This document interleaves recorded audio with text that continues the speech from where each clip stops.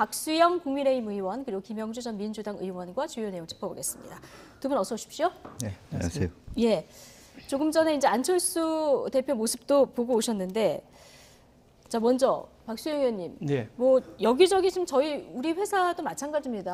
확진자가 많아서 이상한 일도 아닌데 이준석 대표 지금 신속항원 검사에서 양성이 나온 거죠? 그렇습니다. 예. 네, 네. PCR 검사 결과 기다리고 있는데 원래 이제 식사하시고 하시기로 했다가 네. 같이 만났던 세 분 중에 한 분, 이준석 대표가 양성이 나오니까 두 분이 이제 약속 취소했다가 음성 나오신 다음에 다시 도시락 네. 배송으로 바꾼 이런 지금 상황입니다. 예, 박 의원님께서는 괜찮으신 거죠? 저는 뭐 아직 괜찮습니다. 예, 알겠습니다. 다음 주 월요일부터는 이 신속 항원 검사에서 양성이 나와도 확진 판정 기준으로 쓴다는 거 정보 차원에서 좀 알려드리고요. 자, 오늘 만남이 취소될 뻔하다가 그래도 두 분이 이제 음성이 나오면서 만남이 성사가 됐습니다. 앞서 이제 안철수 대표가 앞으로 이제 굉장히 광범위한 전체적인 방향으로 오늘은 이야기를 나눴고 앞으로 구체적으로 얘기를 하겠다 했는데 공동정부 이거 어떤 방향으로 가는 게 맞다고 보십니까? 공동정부라 하더라도 우선은 이 윤석열 당선자와 국민의힘이 낸 공약 전반에 대한 재점검을 통하고 예. 그 공약을 논의하면서 말하자면 안철수 전 후보와의 말하자면 논의를 가져가는 그런 수순이 되지 않을까. 후보 시절에 양당의 공약이 있었기 때문에 이것부터 이제 점검하면서 좁혀 나가야 될 텐데 인수위원장 말씀하신 대로 화물평이 계속 오르고 있습니다. 이 가능성은 몇 %나 되는 겁니까? 안철수 후보가 될 가능성? 네.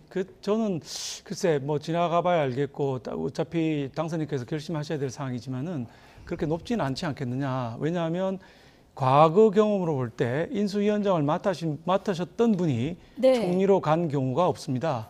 박근혜 대통령 때 이제 김용준 당시 헌법재판소장님이 인수위원장 맡으셨는데 그만두시고 예. 그런데 총리로 인준을 했다가 국회에서 또 낙마를 하는 경우가 있었습니다. 예. 그 빼고 나머지는 인수위원장께서 총리로 가신 뭐 지명된 경우조차 없었기 때문에 예. 아마 그 생각을 많이 하시게 되지 않겠느냐 이런 개인적인 생각입니다만은 예. 예.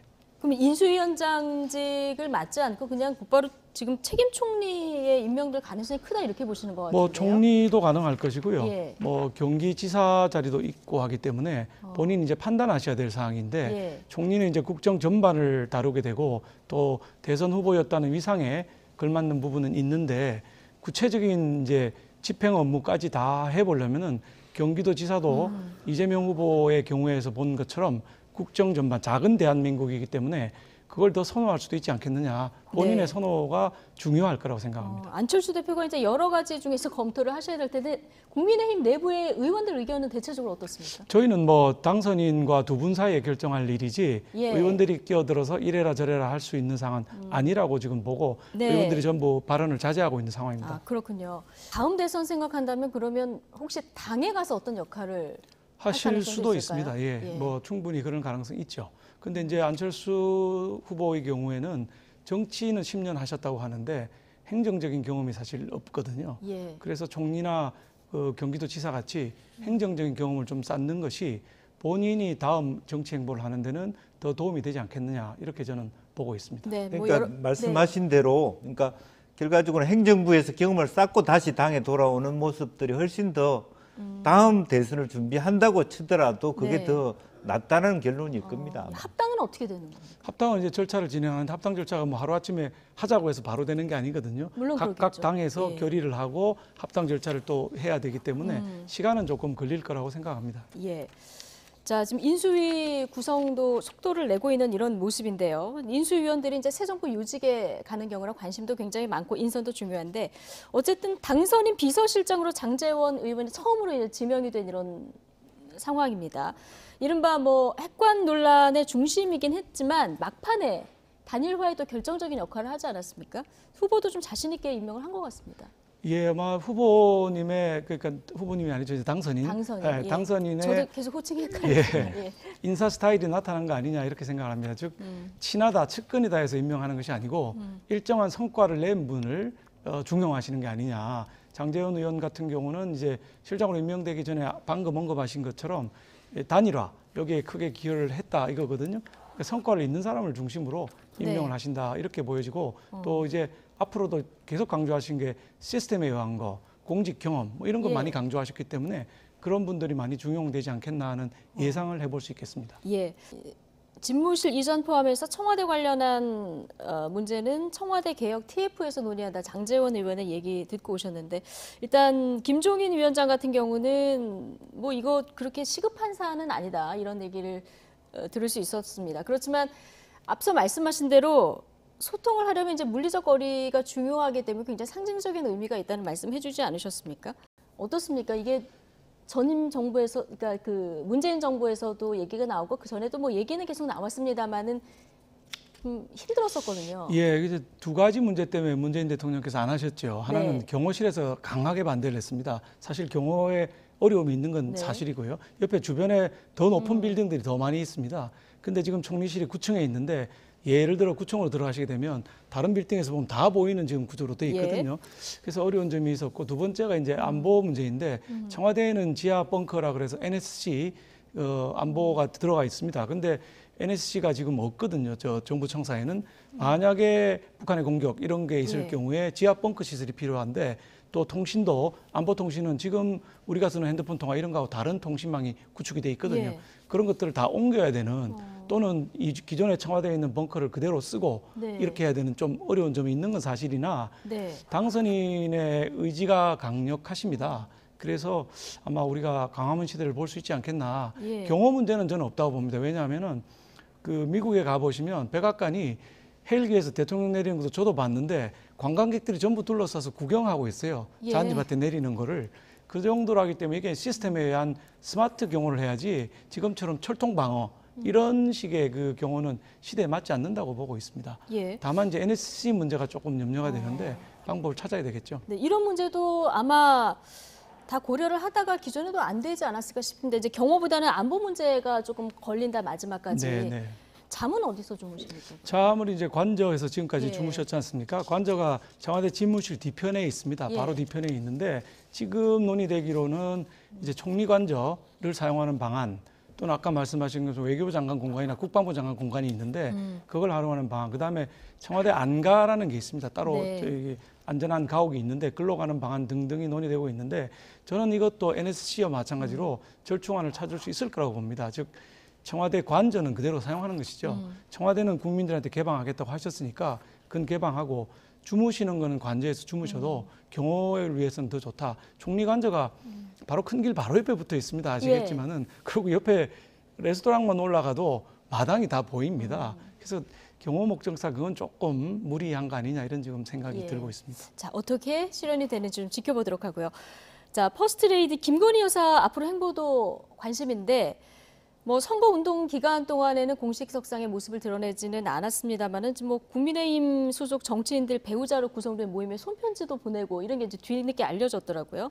사전 투표를 통해서 지금 뭐 이미 언론의 모습을 한 차례 드러냈는데 앞으로는 좀 자주 나올까요? 아무래도 이제 나올 수밖에 없겠죠. 네. 공식적으로 해외 순방을 한다든지 할 때는 부부 동반해서 가서 그쪽의 퍼스트 레이디를 만나야 되는 경우들이 있게 될 것이고 김건희 여사께서는 드러나는 것보다도 어려운 이웃을 보듬는 역할을 하겠다 이렇게 말씀하신 게 있기 때문에 지금보다는 많이 나오겠지만 과거의 퍼스트 레이디들보다는 적게 나오시지 않겠느냐. 그리고 이제 처음으로 자기 풀타임 잡을 갖고 있는 예. 분이십니다. 저는 이게 아주 중요한데 우리가 서양의 선진국들처럼 자기 일을 가진 분들은 자기 일을 열심히 하고 또 가끔 주말이나 해외 순방 같은 일에 도와주는 이런 모델도 하나 나올 수 있지 않느냐. 남편을 위해서 자기 전문 직종을 모두 버리고 남편을 위해서 5년 동안 노력해라. 이거는 조금 후진적인 행태가 아닌가 하는 생각을 하고 있습니다. 오늘 뭐 결혼 10주년 기념일이라는 뭐 기사도 나오더라고요. 예. 한 언론 인터뷰들도 지금 재개를 하시는 것 같고 여기서 남편한테 가장 들은 감동적인 말은 평생 집밥해 줄게. 예, 네. 10년 동안 지켰다고 하십니다. 네, 10년 예. 동안 지켜서 국민과의 약속을 잘 지킬 것이다. 이런 언론 인터뷰들도 지금 조금씩 하고 있는 상황인데 윤 당선인이 김건희 여사와 함께 돌보고 있는 반려동물들도 관심입니다. 역대 최다 7마리의 반려동물도 지금 엄마 아빠를 따라서 청와대에 입성하게 될 텐데 네. 어쨌든 키우고 계시기 때문에 그런지 국민의힘 그 공약도 굉장히 튼실하게 잘 나왔습니다. 이거 지켜질지도 반려동물 인구가 굉장히 많지 않습니까? 그렇습니다. 그러니까 잘 네. 지켜볼 것 같아요. 물론이죠. 저 우리 당선인께서는 생명을 가진 존재들에 대한 상당한 그 존경심, 경외심, 배려심 이런 게 있으시더라고요. 그 중에 이제 반려견, 반려묘가 있는데 공약도 많이 나갔습니다만은 이 공약들 아마 철저히 지켜질 수 있도록 네. 챙기시지 않겠나. 네. 그러면 뭐 우리 국민들도 행복 지수가 높아지는 거죠. 반려견, 반려묘 키우는 분들이 굉장히 많으니까요. 많으니까요. 예. 네, 자, 이재명 전 후보 정권 교체 여론이 굉장히 높은 상황에서 0.73% 포인트 차로 졌기 때문에 뭐 선전했다 이런 평가도 나오고 있는 이런 상황입니다. 근데 굉장히 근소한 표차로 졌기 때문에 앞으로 이재명 후보의 정치 생명은 어떻게 될 것인가 여기에 대해서는 여러 가지 해석들이 나오는데 일단 당 3인 고문으로 임명이 된 상황이고요. 네. 지금 이광재 더불어민주당 의원이 얘기했는데 지방선거 관련해서 역할을 했으면 좋겠다 이런 얘기가 나왔거든요. 뭐 이제 고민을 하시겠습니다만은 어떻게 보십니까? 그거는 이제 이광재 의원의 희망사항이고 희망사항인 민주당의 것 희망사항일 같다. 예. 수 있는데 네. 솔직하게 냉정하게 보면 이번 그 지방선거는 대통령 취임하고 한 달도 안 돼서 치러지는 선거이기 때문에 네.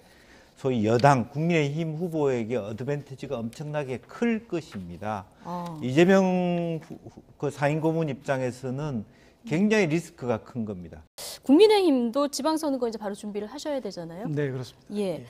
자, 이번에 윤석열 후보가 이기긴 했습니다만은 20대 여성 표심이 이제 대거 이탈한 것으로 이렇게 분석이 되고 있는 상황이라서 이걸 돌려올 어떤 묘수나 이런 정책들이 좀 고민이실 것 같습니다. 뭐 정책은 이제 우리가 인수위 만들어서 좋은 정책을 많이 내놔야 되겠지만은 예. 20대 여성표가 대거 이탈했느냐 그 부분은 또 사실 그런 건 아닌 것 같더라고요. 출구조사 결과는 이제 출구조사 결과를 그렇게 보면 나오겠죠? 지난번 그 보궐선거 예. 보궐선거 때에 비해서 한 10% 포인트 정도 빠진 걸로 나와 네. 있습니다만은 전체적으로 보면 그때는 그 박원순 오거돈이라고 하는 권력형 성범죄에 대해 분노했던 지점이 있었기 때문에 예. 조금 더 득표율이 높아진 거 아닌가.